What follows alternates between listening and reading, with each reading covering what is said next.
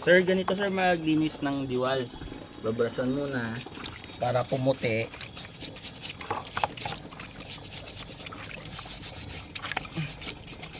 Tapos hiwain dito sa gitna.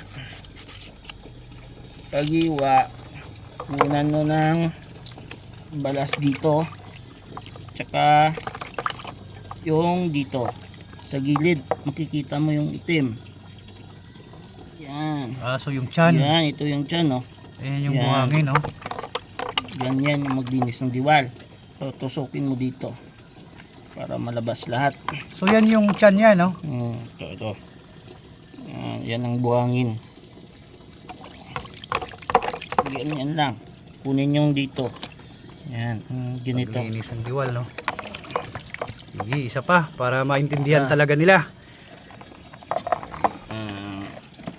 Brush mo na para malinis talaga. Parang ganyan kaputi. Masarap na ito ilagyan ng garlic. Tsaka ko, no? Ihaw. Ayan. So hiwain sa gitna.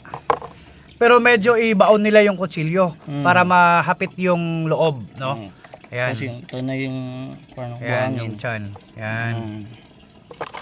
Pero dapat tusukin din dito para makuha din yung buhangin. Para masarap yung pagkain.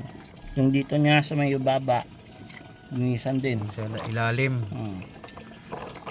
Yan. So hindi na kailangan pasukahin, no? Hindi Ng na. ilang araw. So from cut or pagkakuha nila, pwede nang lutuin kaagad. So ganito yung pag-opera para matanggal yung Buhangin. niya. Kasi minsan pag hindi mo pinasuka, so pagluto mo may mga buhangin na kasama yan. Kaya yun, yung may mga magko-comment tayo sa mga followers dyan na may buhangin daw. So ito yung proper, pinaka-proper paano maglinis ng diwal.